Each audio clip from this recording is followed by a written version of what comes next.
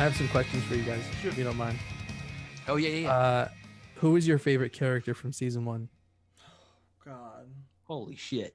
Just I bring know out that. the I know big that's a guns. lot. That's a lot. There's a lot of good characters in the show. Um, Don't think about it too hard. Just who jumps out to you? I honestly like not top, maybe not favorite, but Dark Blood, man. I loved his character. I loved how, he's this demon that's, who's a sleuth, and he was doing some hell of a detective work, man. He was. And I want to see more of him. Like, I think it'd be cool to have him come back from hell. Fortunately, he got sentenced there by Cecil. Hopefully he comes back. Maybe he will. But, Yeah. I think that character has so much potential. It's like, the mix between Etrigan and John Constantine. And it worked A little so bit well. of Hellboy. Yeah, that too.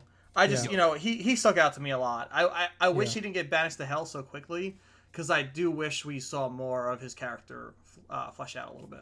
I bet Cecil sent him there to protect him because they know they'll need him at some point in the future. Maybe. I hope so. I really that's a good choice, Ty. I actually really enjoyed him too, and I felt like he was short lived in season 1, but I just hope that means that we'll get more of him in future seasons. I think it does. Really, I think so too. I think it does. Yeah, I definitely think so. My favorite character. This is tough, dude. This is really tough. Sorry, I'm sorry to want to get you guys talking. You know who I actually really enjoy, and I kept going back and forth with, and I think at the end, I actually enjoy his character, and when he's on screen is Cecil. Yeah. Yeah. There were many times where I thought, wait, is this guy full of shit? Like, I keep wanting to side with him and root for him, but is he conniving too? Like, can I trust anybody in this show besides Mark and his mom? No. No. And I don't know, but I just there was something about I think Cecil was very captivating to me. I think his presence on the screen and when he would share dialogue with Omni-Man were some of my favorite scenes. Yeah. Just Cecil, he wasn't. I never saw fear in him with Omni-Man. Omni-Man could break him into a million different pieces, even though he had that ability to teleport, right? Yeah, that was really cool. No, he just had a teleporter. It was a teleporter. okay. Yeah. Okay. He would always know... say, like, turn the teleporter on. Oh, shit. I guess I totally missed that part. I thought the man could just, like, vanish like Nightcrawler. You were so into the show. He's got a teleporter. Super into it. I thought he could just beam himself around.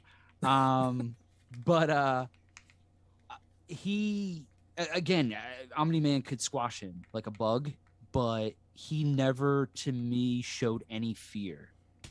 Omni-Man never felt threatened, and he came at Omni-Man, and I don't know, I dug that. So yeah, Cecil's a pretty badass character. So as of right now, he's okay. I'm gonna go ahead, Marcus, for the sake of the question, and say he's my favorite. Yeah, that's a really good pick too. Because like you said, I didn't know. I'm like, dude, is this guy a bad guy? Is he? I don't know. There was like a lot of layers to his character, and they slowly peeled them back over the course of the season. And then the last 2 episodes, you're like, okay, he's really here to help everybody. And like, that was a nice turn. Get great character development. So yeah, I get that. I guess Mark wasn't close for you guys. I mean, I know that's the obvious one. And Mark was the obvious. That's to me, Mark. Obvious choice. Mark was my favorite, obviously. His character arc. Stephen Yeun did a hell of a job. Voice acting. Yeah. How could you not? Like even like what Kevin said, he's like that Peter Parker, that lovable, innocent character who's trying to like get used to his powers and deal with all these threats, including his father. At least Peter Parker didn't have to deal with his dad. His uncle passed away, but at least he didn't have to fight his dad head on as the most powerful being in the universe. So totally. Mark's character arc, and I can't wait to see more of, him grow as a hero. It's just, he's the obvious choice. Right. And I went with Dark Blood. Sure. Yeah, and I went with Dark Blood because he's my second. Sure. And I'm sure, Kev, you probably feel something similar, right? Totally. I mean, Mark was the first name that came to my mind. Yeah, I mean, and it's just like because he's the protagonist of the show. So I mean, like, what are you gonna do? I mean, who else are you gonna root for him? So yeah, I think he was just done so well. I mean, there's so many great characters. Like Yeah. Rex Yeah. Splode really grew on me. He Yeah. still Really pisses me enjoy off, him. man. Rex Splode just pissed. Jason Okay, hold on. Mantzoukas, dude. Wait, Jason, because we're loved gonna get it, there. man. We're gonna get there. I dude, have another Jason question for you guys. Mantzoukas just pisses me off anyway. So All right, hearing we're his gonna get there. voice, all right. We're gonna get there. Shit, I, I got I'll, a just, I'll balloon. just say mine real quick. My favorite character, obviously besides Mark, I'm excluding him, is Robot. I love Robot. Robot, because and it might be just because he's played by Zachary Quinto, and he's one of my favorite actors. Yeah, He just, totally, man. I love his. I mean, he's perfect for the voice of a robot. His voice is perfect, and I love his deadpan, just like the way that he's so literal with things, but also has a little bit of snark too. So he has like a little bit of personality. But his story was compelling too, because at first, he seems clear cut, good guy, and then you see him working with the those clone twins, Oh, the and Molar- he's Molar starting twins? to, yeah, I love them. and Dude. he's starting to clone this thing, and you're like, whoa, what's going on? These guys clearly aren't good. So what the hell is he doing? Is he bad? Is he gonna fuck everything up?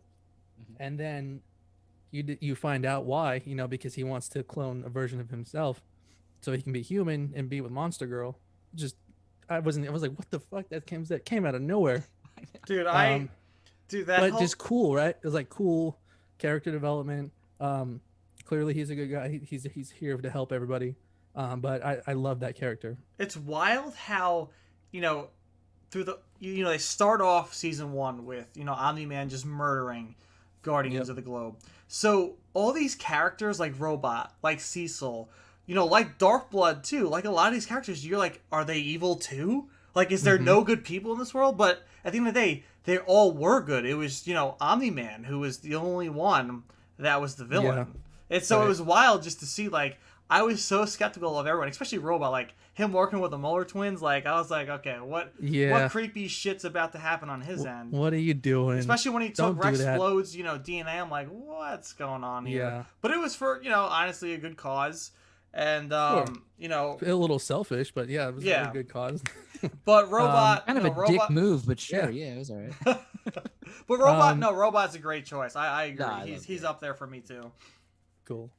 Question number 2. Who was your least favorite character from season Rex 1? Splode. Jason Ty. Mantzoukas. I think Ty wants to go first. I just his voice, man, just him and his person. He's probably a great dude, like no lie, but his voice just pisses me off. Like it's just one of those voices where you're just like, okay, like I'm done with you. Go have a beer somewhere else. Like please, like leave me alone. I don't want to hear your voice anymore. He's just like it's that like weird sarcasm that doesn't work for me that he always has, and it's just like I don't know. It's Dude, just as an actor, he cracks me up, to be honest. Have you ever seen him in the league? yes. Yeah, I mean that's where it comes from. Yeah. He makes me laugh, like almost pee laugh sometimes. So, but No, his kind of comedy just doesn't work for me. It's just for some reason it doesn't work. Trust me, he's a great actor, probably great dude. Like nothing on him. It's just for me, not my cup of tea. okay, so that's a very personal choice then, right? That's Yeah. like show really, aside, really you're just struck like, a nerve there. No, but even like his character, just I guess because I can't get over it, he just seems like a douchey he is. like frat bro. Like Yeah, Yep. I'm about to lead the Guardians of the Globe. Meanwhile, he probably should have never been on the Guardians of the Globe to begin with. It was all Yeah. part of the the storyline. If Totally. it was He's a realistic, cheater. yeah, if it was realistic, he would have never made it. But it's a show, so He banged all made those it. like what is it? He banged Dude, duplicate. those- He those- was yeah, he duplicate. had a threesome with He the was same duplicating with everybody. chick. Yeah. Yeah. He had 3 babies with one person. Yeah, he did. Uh-huh. He's Kev, Rex who was your Sploding least all over favorite the character? place. What? Who was your least Um, favorite character? My least favorite character. Least compelling. Least compelling. Rex Splode. See, I think, and I get where you're coming from, and his character is totally like that douchebag frat boy. He did make me chuckle though, because I feel like his character was just always like what the fuck is going on? Like he was just always the one that's so honest. Like, are you shitting me? This is ridiculous. Yeah. And that just kind of made me laugh. Yeah, 'Cause I but feel like there's got to be a guy that's always like, but for what? me, they're in a world with superheroes. So like, how does that surprise you? Like, how do you say what the fuck is going on when you live in a world with aliens and superheroes and stuff? It's not like it's new. You know, I don't know. I don't know. Done. I mean, like if I were to see that crazy like thing that looked like had like an octopus head with like teeth and it had the body of like a rhinoceros, I think I'd be like, what the fuck? Are you kidding Yeah. me? Yeah. So I don't know, but I get where you're coming from though. My least favorite. This is tough. Oh man. Gosh, who did I not like? If you need some more time to think, I can go first, and then while you let the Marcus, wheel I'll spin let a little bit. I'll let you go. I'll let you Okay. go. I assume we're gonna leave Omni-Man out of this because that's probably the most obvious, right? I loved him though. So did I mean, I do love him as a character. I loved him. I hated him in that last episode though, and that kind of like jades my opinion because I really dislike everything, which is such good story writing. It makes you hate a cartoon character like that strongly, you know. But I'll leave Omni-Man out of it. I'm gonna say just because like if I think in terms of like compelling and who I wanted to watch the most or least I should say, I think I'm gonna say Adam Eve, and I really like her powers a lot. It's almost like a wand of powers, right, where you can shape reality basically to whatever you want it to be, which is a really great power to have. But I just felt like whenever she was on screen, I didn't really connect with her. I wasn't like rooting for her. She was just there to serve the story, and I didn't want to see more of her. I wasn't like at the end of the episode, damn, I really love that Adam Eve character. Like shit, like I want to see more of that. I never felt that way. So if I had to pick one, I guess I would say that. That's interesting, man. Because I was trying to rack my brain over here, and I don't know if this was my least favorite character, but I think if I could choose a character that my likeness dwindled as the season went on was actually Amber. That's a good choice too. That was on my list as well. And at first, I really enjoyed her character, and I love Zazie Beetz, who's the voice for her. And I kind of liked her snarky like attitude. But there was times when, I mean, even though she knew Mark was invincible, and Mark is like just trying his best to please everybody, sometimes I was just like back up, Amber, will you? Can you just back off him for like a second? And that kind of drove me a little insane. And then at the very end, when she was like, "Oh my God, you're alive! This is great." Yeah. And I actually, and that's the thing is, at first I was rooting for them, and now I'm like, I don't know, Mark. I don't know if here I am, like I'm his dad. I don't know if she's really for you. And it's funny because what you just said, I feel as if there's going to be some continuing sexual tension, so to speak, between him and Adam Eve. Well, I think that's the point the of like for their relationship was to be that like forbidden love. She was in a relationship, now he's in a relationship, and I think it's that's just going to continue on across like to go within future seasons. I just like for me, I hate those kind of storylines. I think it's I guess it had some drama and some flair with the sexual tension, but I'm like, I see this everywhere. Like, give me a break. I don't need to see like the forbidden love stuff. It's not for me. With this kind of series, I don't think you need forbidden love to be twinkled in there. I'm not watching it for that. Like, look at all the the story arcs. Look at the brutality. Look at the the characters. Like, flesh out these characters. Flesh out Adam Eve. Flesh out everyone, because it's just they've done it so well that to me it's so cheesy to do that kind of storyline. Really? Yeah. I don't mind it. I don't mind it. To me, it just adds to the realism and groundedness. Like, I don't know. I mean, because those situations really happen in real life, right? So they're trying to like. But we're not. Are you watching this for real life scenarios? Like for me, like. I don't, in my point in my life, and even at any time in my life, I've never cared about forbidden love. With Arrow, with Felicity and, Oliver, that whole, the whole time it took for them to get together, I thought was so pointless. You saw people have chemistry, I thought it was just a waste of time and writing to do this forbidden love stuff when you can focus more on the more important storylines. And to me, it's just an easy cop-out, an easy storyline for people to do in their series. And that's my opinion. You guys might think differently. No, that's great. But I just think it's a cop-out for another storyline for these shows. Do you think the Forbidden Love storyline overtook certain things in this season that you would have loved to see more of something else? Yeah, because look, like I said, look at all the one-off like villains per se we've seen. You know, Mm-hmm. why couldn't there be like a second reoccurring underlying villain that we could, could be taking the forefront in season 2? We don't have that. You know, with season 2, we had glimpses of all these different villains that are to be, but there was no definite, who could be the overreigning villain for season 2, which you could have done, instead of making these, Mark and, was it Amber? Like, let's go study together and make out while Adam Eve comes and looks and runs away. Like, I don't need that. Like, I don't care about that. Yeah. For the stuff they have in this show, it's so that's the thing that is so childish and cheesy that you don't need.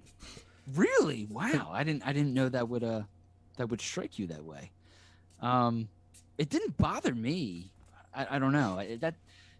I actually see, and that's the cool thing, and I kind of like that we have something that we all don't agree on. To me, it just kind of it made it more of a real life situation, like putting myself into this high school mindset, and because I still got everything else that I would really want from a superhero show, and this stuff I didn't mind.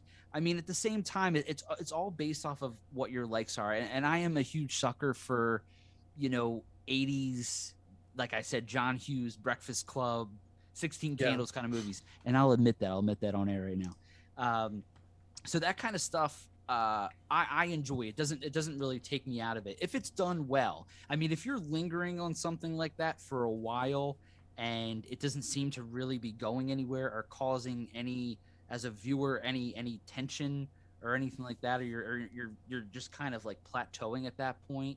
Yeah. Sure, I get that for sure, but I don't know. It didn't really bother me that much. I don't know. What do you think, Marcus? Jesus, sorry guys. There's always Fast and the Furious. Like Fast and the Furious 9 is happening right now Tell outside. Vin Diesel to go home, will you? Dude, Jesus. Every day, man. Every day. I can smell the fumes coming in through my window. Yeah, I mean, I understand both points of view. I understand, Ty, like how you could feel like it's not really, those moments aren't really serving the greater story when there's so much other stuff that's going on. I mean, here's another thing too, right? We got 8 episodes for this first season, so we had a very compact time frame to lay the foundation of this world.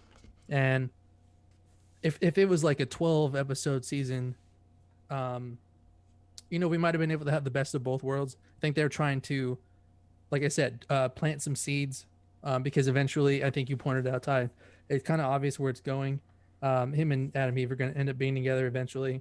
They couldn't be together now, but they're going to be together in the end. And I don't know if that's obvious, but to me, it feels like that's where it's going, because they're trying to push that and they're trying to make it seem like that's what's going to happen. But also to Kev's point, I didn't mind it too much because I don't think it took away from what I wanted to see. Did I enjoy those scenes with her? Not really. She didn't really come off as like somebody that I wanted to see more of. But I didn't think it like killed it for me. So I'm kind of like sitting somewhere in the middle, and it's probably, I'd like to be one side or the other, but that's just how I feel at the moment. I need to see a little bit more. It didn't kill it for me. It's just the fact that for me, when I watch those storylines play out, I'm not like, oh, finally they're together. I'm like, thank God. Like, let's move on. Like, there's people that are happy for that to happen, are excited, get that. That's not the type of person I am. For me, for those storylines, like I said, I'm just like, thank God it's over. We can get past the whole like, oh, you're dating. Oh, no, you're dating. Oh, we can't do this. I'm not ready. You're not ready. Oh, we're ready. Like, okay, I get it. Like, I've seen it how many times on TV already. I've seen it enough to be he is just a teenager at the moment. So he's got, he's got hormones, right? And it would be weird to pretend like he is not interested in having a relationship. No, or like I agree with that. I 100% agree with that. But for me, it's just like that forbidden love thing. You don't really need that. Like you can tease it here and there, but to spend scenes to like make it obvious, like, oh hey, look, they can't be together right now. Like this can't work right now. Oh, they're that to me, I just think the love triangle thing is like, it's just like maybe too early on to put a love triangle. Maybe just have him be with, if he's gonna be with somebody, just be with one girl instead of like teasing the love triangle and like Yeah. especially if you only have 8 episodes to get through this. Yeah. Um, Interesting. Okay, cool. Well, Yeah. I do have one last question for you guys, Okay. Yeah. and I'm gonna scoot a little forward to this. This has been in the works for a while, and I think we mentioned it on the other podcast when we talked about the first episode. But they are doing a live action Invincible, and I want to know who would you guys like to see play Invincible and Omni Man? Dude, J.K. Simmons. If you can jack him up, man, keep him as. I want to see that mustache. Like I'm all for it. Like, dude. But the thing He got is, jacked up for Justice League. Remember? but There's like images. Yeah, of and him in the he had a gym and raincoat stuff. on, so you couldn't even tell. You dude, couldn't even tell he was working. but the other part of me, like, after seeing the animated, like, how do you top that as a live action? Like, I don't know if I really want that. I get they're going forward they want to do it, but like with the brutality and how intense it is, like, how do you show that in live action? Because it's not going to capture the same way on live action as it is No on way. animated. And I was just talking about this last night to my girlfriend. I was saying, if you're gonna try and duplicate what we just saw in the last episode, there's no way that's No gonna way. be released in theaters. It's gonna No. be an NC-17, and there's because we never seen anything like that before in real life, Yeah. unless it's like some snuff horror film where it's like porn/torture Yeah. happening at the same time. But like, there's no way we're gonna see anything that we saw on the episode yesterday. So I don't know. I mean, they're gonna do it. It's gonna be scaled back a little bit. It's going to be scaled back a lot. Like, that's my problem. Like, my expectations for Invincible is high. And I don't, like, maybe they can. I could be wrong, but I don't. That's probably why that they're doing the 2-track route. They're doing it on Amazon, where Amazon's gonna let them do whatever they want, Yeah. and then they're gonna do the movie thing to try and pull more people in, and which would ultimately lead to more people going to watch the Amazon one and But seeing how different they are. But say for us watching the animated right on Amazon, Yeah, if it doesn't exceed our expectations or hit our expectations for like they're doing for multiple movies, if they're like for this first movie, if it doesn't hit our expectations, are you going to continue? Because I don't think I would. I already have for this series. Amazon blew it out of the park with this. And Robert Kirkman, hell of a job, and if it doesn't hit the expectations of the show, like, I don't think I would continue if it doesn't do as well as the show. right. It's funny. I'm glad you brought this up because as soon as it ended, I thought about, wow, they're going to do this in live action, and it definitely the series it set the bar. I mean, it is nice to go into something and not really have any sort of expectations, and for those expectations to surpass anything you ever thought. And I think that's exactly how I felt at the end of the series. Would I like to see some of these action scenes done in live action? Sure, selfishly, yeah, absolutely. I couldn't imagine what this budget would be to do some of the stuff that they do in the animated series. But to answer your question about who I would cast, I know I had seen this floating around, and and I'm gonna borrow it, but at the same time, I think it's a great choice for Omni-Man. I would love to see John Hamm Me too. play Omni-Man. Me too. And for Mark, it's If you tough. can't remember an actor's name, just maybe the movie that you've seen somebody in. I mean, I would love to say so. If I'm not mistaken, in the comics, I think Mark is Caucasian, but I think in the animated series they made his mother Asian, so he's It's mixed. not really. It's not really like he's one or the other. I think it's kind of like it could be both, a mix or something. Okay.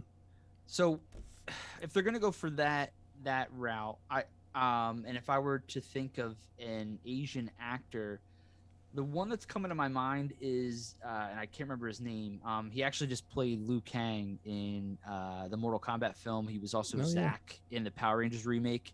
Mhm. But at the same time, I mean, he's just coming to my mind. However, I'm always cool with getting a no-name actor Mm-hmm. and just having them blow my socks off. Yeah. Yeah, that would be great. Because sometimes when it's I mean, even though I think the actor, and I apologize, I'm blanking on her name, the actor that I just mentioned that was in the recent Mortal Kombat film, um, hasn't been in much. So and everything we've seen him in, I feel like he has the acting chops and has the ability, but I think the Totally. films he's been put in so far hasn't allowed him to showcase his talent. So I feel like someone like him could really excel at being playing Mark. Yeah. So screw it. You know what? We'll say him. Do you know who I Okay. would like That to guy. see as Mark? Uh, Kieran Walters, who plays Jason Todd in Titans.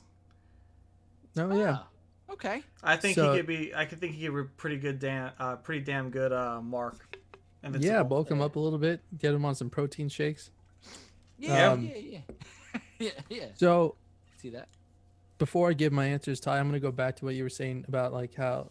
Well, one thing that was kind of cool, at least, is that Seth Rogen and Evan Goldberg, they do the animated series. They're also in charge of the live action movie too, so there will be some continuity at least. I'm sure that they know exactly how the show is supposed to run, so I'm sure they're gonna try the best they can to try and make that translate onto the big screen. I don't know how they'll do it, but at least it's the same people doing the show will be doing the movie at least. You know what I mean? Dude, I just think it's too controversial. The stuff that we've seen animated wise, you can get away with. But look at Right. if you look at Joker, right, and that was considered controversial. That was considered, oh my god, like this is gonna cause an uprising. This like people can't see this. This is too intense. It's because people have a thumb up their ass all the time. I don't But know. but no, but We're just sitting on it right now. but realistically, right? With that being said, if you take what we saw in an animated film, TV series, sorry, through Invincible, and you push Mhm. it onto the big screen, it's too controversial. There's everything is too controversial for the most part, and Yeah. I just think it won't reflect well with Right. a basic audience. I think the people that enjoyed Invincible as the animated series will go and watch it, but I don't think we'll be able to get what we expect, and I don't think it's gonna end up doing well for the future. Maybe the first movie will do great, but I don't think past that it will do great. Do you think the brutality is an element that people love about the show? I Uh, Like was just gonna bring the that up. incredibly brutal nature of it, or is it more about because we talked about the emotional, heartfelt aspect of it, and like Yeah. that would I think that it can translate that part of it. so Um, for me, I think for us watching and for people watching, the brutality in the show was a shock factor, which brought Sure. people into it. Sure. No one expected all of that to happen, especially the way the first episode ended. How Omni Man dismembered each Guardian of the Globe, and you can't Mhm. have that happen on the big screen. It's not going to happen, and it's just that first shock. I think is what gets people. No one expected any of the things we've seen on this series, so Right. that's why I think it's getting such a big push and a big praise because it's the shock value and the how innovative all this stuff is with that violence. Not just the Mhm. violence, it's how innovative this is. Sure. So I think yes, there are parts that can do well within the live action movie. I just don't think it's gonna translate as well because that shock value isn't going to be there. It's Right. just not. It's too controversial. Kev, you have a I thought?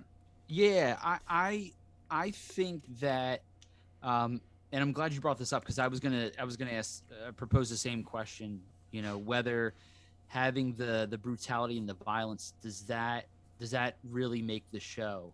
And for me, I think the story and I think the characters are heavier than the violence. I think that sure there's stuff that they did in the animated series that might be a little tough to watch, but to be honest with you, with other violent movies that I've seen, I mean, even not that it was over the top, but even the recent Mortal Kombat film. I mean, there was some scenes like with the fatalities where you're seeing intestines come out, you're seeing through someone's stomach, into their spine, and you're seeing jaws dislocated and all this kind of stuff, and someone getting split in half and blah blah blah. So to me, I feel you can still, obviously you can get away with some of those brutal scenes. I mean, the scenes where there's mass killings and stuff, I don't know how they would handle that, but Yeah.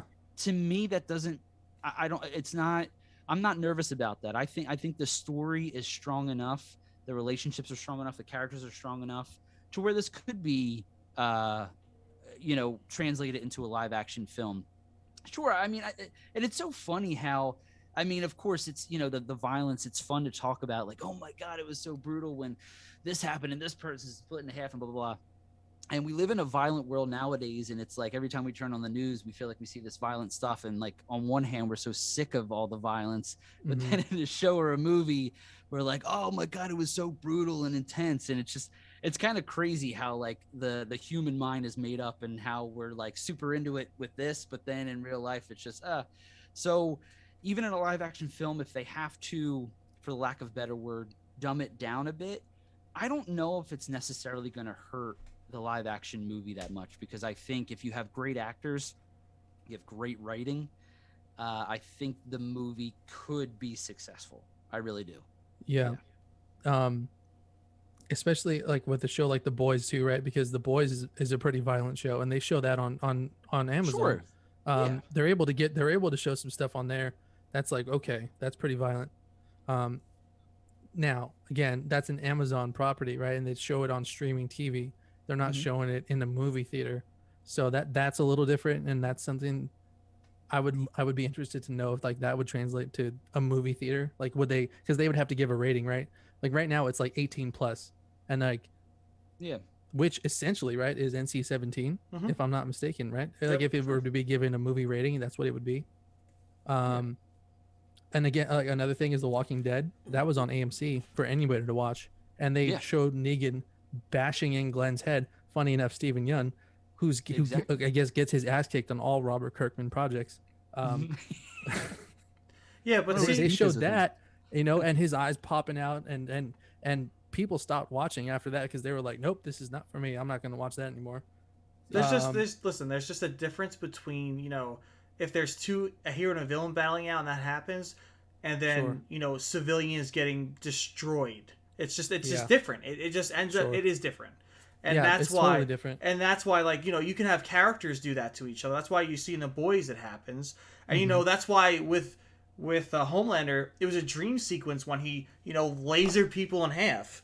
And, and that's why it was a dream sequence, because it might have been too controversial if he actually just lasered down a whole march of people that were in front of him. It's just, Just mowed it's down. just, there's things, and I'm not saying, Kev, I'm not saying that the brutality is what people want. It's not. It's the shock. For me, it's the shock value. It's not the brutality. It's when you do something that's shocking and it makes you more intrigued on a TV show or a movie. That's why, with what Negan did to, Glenn on Walking Dead, it was shocking. And, people did stop watching, like you said. But for me, I'm like, holy shit, like, they did this. Like, that's wild. Yeah, I couldn't believe it. But, like, if someone did that again, it wouldn't be as shocking. And that's why I just don't think, with having it so well acclimated on the animated series, that's why I just don't think it might be, because the story, like you said, the story's great, the characters are great, it's fantastic.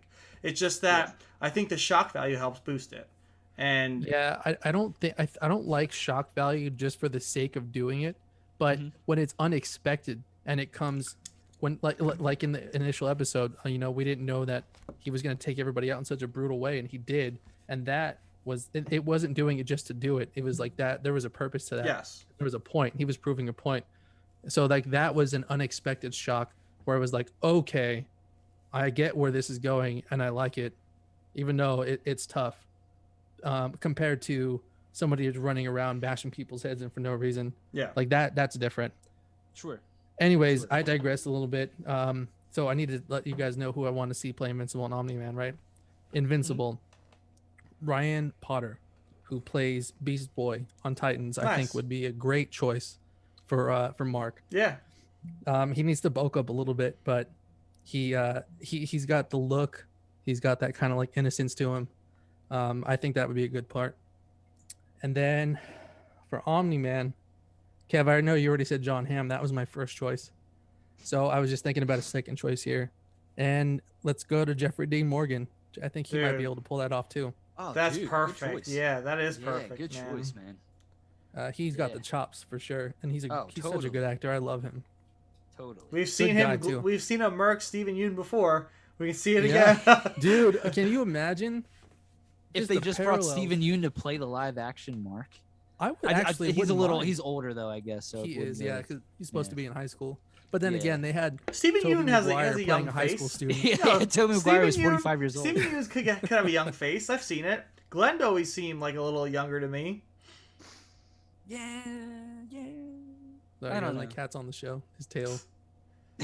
He's, For our YouTube viewers, Yeah. not the He's not the just- he- listeners. he's been waiting too long, and he's just he wants to be part of the He's show. like, it's over an hour, Dad. Like, let's I know. get He's like, all going. right, wrap this shit up, guys. Well, yeah, with that being said, let us know your thoughts on Invincible. There's so many things to talk about.